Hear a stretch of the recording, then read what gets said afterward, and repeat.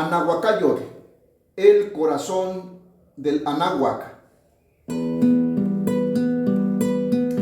El objetivo es tocar la piel, recorrer las arterias para llegar a la vena aorta, hasta penetrar el corazón, donde está presente el Ollin Yolixtli, vida y movimiento, la esencia y valor supremo de la vida.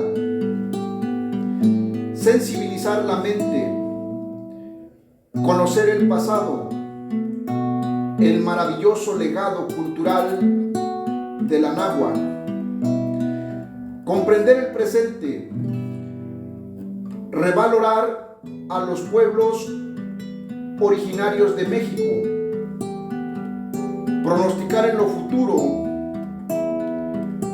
promover una visión originaria con el renacer del espíritu mexicano,